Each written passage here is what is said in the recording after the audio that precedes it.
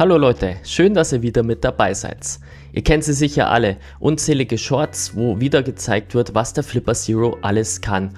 Heute schauen wir uns einen Short an, wo der Flipper Zero ein Auto öffnet. One flipper, 3 cars, 10 seconds, go. Lancer, MG, Geely. Ja, ist das alles echt? Ist das irgendwie staged, gefaked?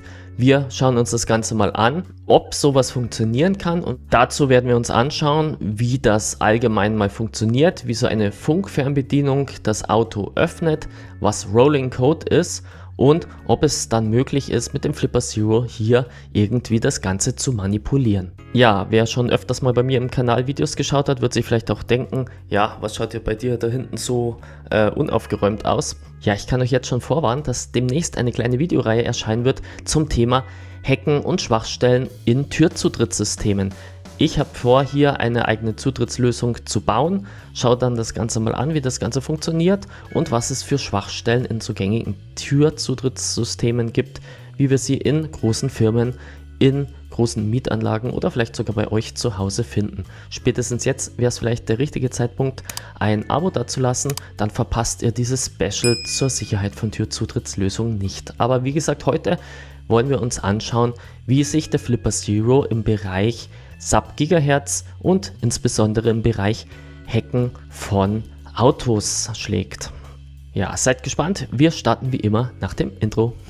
Ich schwenke die Kamera, fange jeden Blick ein. In der Cyberwelt, da muss das Wissen richtig sein. Haufen Bits und Bytes, das verarbeiten wir jeden Tag. Sichere die Daten, ne Gefahr, die ist kein Spaß. Hier geht's um Technik, immer up to date. Foto, Videos, Kameras, früh bis spät. Filme wie ein Pro mit der Cam in der Hand. Hier bist du richtig, wo meine Leidenschaft entbrannt.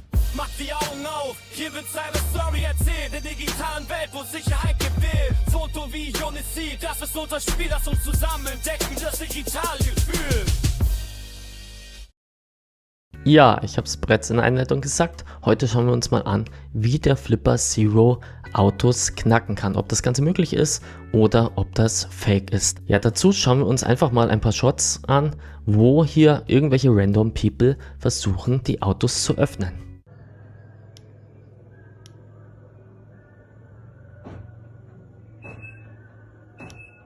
One flipper, 3 cars, 10 seconds, go.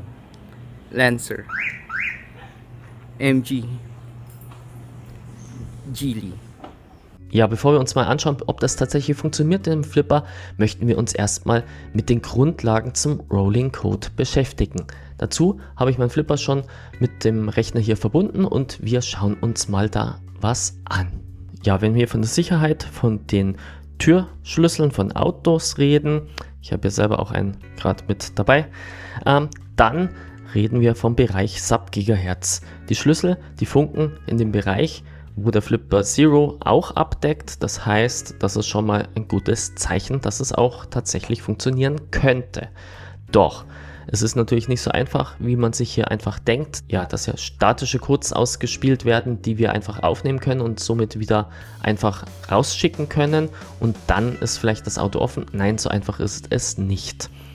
Wir können hier im Bereich Sub-Gigahertz auch mit Add Manually eigene Sub-Gigahertz Schlüssel mit Rolling Code anlegen. Diese Rolling Codes, die wir hier sehen, das sind Rolling Code Verfahren. Ja, Rolling Code sind eigene Softwaremechanismen, die durch Veränderung in den gesendeten Daten dafür sorgen, dass jede Datenübertragung anders abläuft. Diese Verfahren, die wir hier sehen, sind bereits mittels Reverse Engineering bereits geknackt worden, sodass man weiß, wie diese Codes aufgebaut sind und was sich hier bei jedem weiteren Sendeversuch ändert. Damit ihr euch das ein bisschen besser vorstellen könnt, suchen wir uns hier einfach mal ein Rolling Code Verfahren aus. Ich nehme hier einfach mal dieses Rolling Code von Normstahl, ein deutscher Hersteller von irgendwelchen Zutrittslösungen. Ich weiß jetzt nicht, ich denke, die werden Garagentore oder sowas herstellen. Und wenn ich da drauf gehe, dann kann ich mir hier, ich lasse einfach den Standard-Dateinamen, mir einfach mal so einen Software-Schlüssel generieren. Wenn ich mir den jetzt wieder raussuche, ich springe jetzt hier mal durch, das ist der heute vom 13. Juli und ich gehe da rein und ich gehe auf Emulate, dann sehen wir schon mal, wie so ein Rolling Code Schlüssel aufgebaut ist. Wir sehen hier im Bereich Key, das ist der Key, der beim Drücken auf Senden auch übertragen wird. Was wir hier unter Fix finden, das ist der fixe Key. Das wäre in unserem Fall der Code, der eindeutige Code vom Schlüssel. Also damit man weiß, wir haben ja bei Autos teilweise mehrere Schlüssel, die beim Fahrzeug angelernt sind. Dann kann man da definieren im Prinzip, welcher Schlüssel das ist.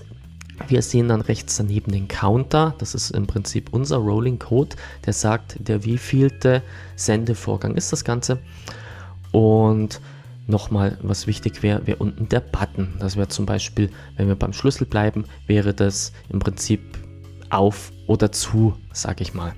Das heißt, wir übertragen, welcher Schlüssel sagt auf, welcher Schlüssel sagt zu und der Rolling Code dazu und das Auto kann es dann entsprechend gegenprüfen, ob der Code gültig ist. Wenn ich jetzt hier jedes Mal drauf drücke, sehen wir, dass der Counter einfach nach oben wandert und jedes Mal ändert sich der Key. Wir sehen jetzt da unten auch Hop. Das ist wahrscheinlich der Code, der berechnet wird, um wie viel der Code noch oben drauf geschlagen wird, damit sich dann der gültige nächste Code mittels Modifizierung ergibt, damit das im Prinzip nicht einfach trivial geraten werden kann. Genau, wir sind jetzt bei 9, danach geht es weiter mit A, B, C, D, E, F und dann 10, 11, also wir haben hier die hexadezimalen Sprünge, rein vom Zähler, ist aber im Prinzip nicht so wichtig. Ja, ganz vereinfacht gesagt, es wird einfach was hochgezählt, dadurch ergibt sich ein neuer individueller Code und wenn der Code, den ich hier geschickt habe, beim Auto auch angekommen ist, dann sagt das Auto, ja, Haken dahinter, du bist verbrannt. Das heißt, wenn hier nochmal der gleiche Code kommt, dann sagt das Auto, tut mir leid, den kann ich nicht akzeptieren, weil der Code, der war schon mal in Umlauf. Ja, wenn wir uns das Ganze jetzt im Prinzip nochmal vorstellen, wir haben auf der Seite das Auto und wir haben auf der Seite den Schlüssel. Der Schlüssel, der kann ja beliebig nacheinander die Codes erzeugen, das haben wir gesehen. Das Auto hat nicht nur einen Code, den es akzeptiert, sondern es hat eine ganze Code Range. Wenn wir sagen, der Schlüssel würde als erstes den Code Nummer 1, an der Stelle kurzer Hinweis, ich rede jetzt nicht mehr von den Detailschlüssel, den das Auto schickt, sondern wir reden jetzt aus Vereinfachungsgründen nur noch um den Counter, einfach den Rolling Code, den der Schlüssel sendet. Darum sagen wir jetzt hier einfach Schlüssel. Wenn ich das nächste Mal drauf drücke, sendet er den Rolling Code Nummer 1. Und das Auto sagt jetzt hier, es hat eine Range, das ist tatsächlich je Hersteller oder je System, wenn wir auch von Garagentoren zum Beispiel reden, unterschiedlich, was da der Hersteller vorgibt, aber wir nehmen jetzt mal an, dass nicht nur der Code 1, sondern das Auto auch den Code von 1 bis 10 akzeptiert. Das bedeutet, wenn ich auf der Seite ein paar Mal den Schlüssel drücke und ich bin noch zu weit weg oder ich bin aus Versehen in der Hosentasche drauf gekommen und ich habe jetzt drauf gedrückt, dann wäre an der Stelle der Code Nummer 1 schon abgesendet. Auto würde immer noch sagen, nee, der nächste Code, der kommen muss, ist der Code Nummer 1. Dann wäre aber der Schlüssel beim Drücken, wenn ich dann tatsächlich, nehmen wir an, ich habe einmal in der Hosentasche drauf gedrückt, war weit weg am Auto, der Code ist ins Leere gelaufen, dann wäre jetzt Code 2 dran und dann sagt das Auto, ja, Code 2 ist in der Range von 1 bis 10, das heißt Code 2 akzeptiere ich, Auto geht auf. Dann wird aber auch der Counter beim Auto wieder auf 2 gesetzt, das heißt, für den nächsten Tastendruck erwartet dann das Auto mindestens den Code 3 bis 13, wenn wir wieder von dem 10-stelligen Range-Bereich ausgehen. Ja, an der Stelle schon mal ein wichtiger Hinweis. Natürlich, was wir uns jetzt hier anschauen, ist nur für Bildungszwecke gedacht. Bitte probiert es, wenn dann auch nur, wenn ihr das Ganze nachmachen wollt, an euren eigenen Autos aus. Ja, denn ich möchte hier natürlich niemanden zur Durchführung von Straftaten animieren. zweiter Hinweis, was auch ganz wichtig ist: Ich übernehme natürlich keine Haftung, wenn ihr diesen Counter out of sync bringt. Das heißt, wenn ihr durch wiederholtes Drücken eurer Fernbedienung außerhalb der Reichweite vom Auto oder durch wiederholtes Drücken oder Replayen von Rolling Code über euren Flipper den Counter zwischen Schlüssel und Auto durcheinander bringt, dann kann es passieren, dass ihr den Schlüssel durch die Autowerkstatt wieder neu am Auto registrieren müsst. Kostet schon mal einiges an Geld, deswegen passt bitte auf. Keine Gewähr, und natürlich übernehme ich hier keinerlei Verantwortung, wenn ihr hier den Schlüssel zu eurem Auto brickt. Ja, was wir jetzt also machen müssen: Wir müssen hier, wenn wir den Autoschlüssel haben, dafür sorgen, dass, wenn der Autoschlüssel das sendet, dass der Code auf der Seite vom Auto noch nicht ankommt, sodass das Auto denkt, dieser Code wäre noch gültig. Das heißt, wir müssen hier einmal den Öffnen-Befehl abschicken, müssen den mit dem Flipper abfangen, und wenn wir den dann haben und wir wissen, zu welchem Auto der Schlüssel gehört, und wie gesagt, dieser Druck war außerhalb der Reichweite und das Auto hat immer noch nicht gewusst, dass dieser Code gültig ist, dann kann ich genau einmal den aufgezeichneten Code an das Auto senden. Dann sollte auch das Auto aufgehen. Ja, wenn wir uns jetzt natürlich die Videos anschauen und wir sehen hier, wie einfach der das öffnen kann, dann wissen wir, dass der hier das Ganze natürlich gut vorbereitet hat, weil, ich habe es ja schon gesagt, wenn ich einfach den Code aufzeichne und der war schon beim Auto, dann kann ich damit nichts mehr anfangen. Das heißt, ich stelle mich zum Beispiel auf einen Parkplatz, wo jemand sein Auto öffnet, dann bringt es mir einfach nichts, diesen Code aufzuzeichnen und dann zum sagen, ja, ich fahre dem jetzt hinterher, und wenn der ausgestiegen ist und in sein Haus gegangen ist, replay ich einfach den Code nochmal und sein Auto geht wieder auf. Nein, das funktioniert nicht. Das heißt, ich muss, wenn dann, zum Beispiel mit deutlicher Entfernung zwischen Auto und Schlüssel hier unterwegs sein und zum Beispiel in Café, wo er gerade ist und seinen Schlüssel vielleicht auf dem Tisch liegen hat, dann hier schnell öffnen, drücken, aufzeichnen, vielleicht nochmal öffnen, drücken, aufzeichnen, sodass ich hier Codes habe, die noch nicht zum Auto gegangen sind. Dann wäre es theoretisch möglich, ich gehe dann zum Auto, replay und das Auto geht auf. Ganz wichtig auch noch als Hinweis Nummer 3, ich kann hier nur, wenn ich es erfolgreich hinbringen würde, das Auto öffnen, aber ich kann das Auto natürlich damit nicht starten. Das heißt, wenn ich hier irgendein Risiko habe, dann rein, dass ich auf Wertsachen, die vielleicht im Auto deponiert sind, somit zugreifen kann, weil ich das Auto einfach ohne dem Wissen vom Besitzer öffne. Ja, ich habe das Ganze für euch ausprobiert. Ich habe mich mit meinem Schlüssel außerhalb der Reichweite von meinem Auto bewegt. Ich habe mein Auto in eine Tiefgarage gestellt, bin dann in ein Büro gegangen, ja, und habe dann dort das Signal vom Schlüssel außerhalb eben der Reichweite vom Auto mit meinem Flipper aufgezeichnet. Wie man das Ganze macht, das möchte ich euch jetzt hier auch kurz zeigen. Das war jetzt tatsächlich, wie ich das Ganze gemacht habe. Man muss als erstes mal schauen, auf welcher Frequenz der Schlüssel sendet. Ja, wenn man den Schlüssel aufmacht, hat man meistens auch die Angaben zum Frequenzband. Hier haben wir den Bereich 434, was wir sehen können. Das heißt, wenn ich den Flipper dann auch hier auf den 434er Bereich einstelle, ich gehe jetzt hier einfach nochmal raus, dann schauen wir uns das Ganze an. Also ich muss dann in den Bereich Read Raw gehen, weil Auto-Rolling Codes hat man noch nicht geknackt. Das heißt, in dem normalen Bereich jetzt hier Read würde ich zum Beispiel Codes, die der Flipper kennt, zum Beispiel irgendwelche Rolling Code Verfahren von Garagentoren, die er kennt, würde er mir hier sofort anzeigen, dass es sich um diesen und jenen Rolling Code Verfahren handelt.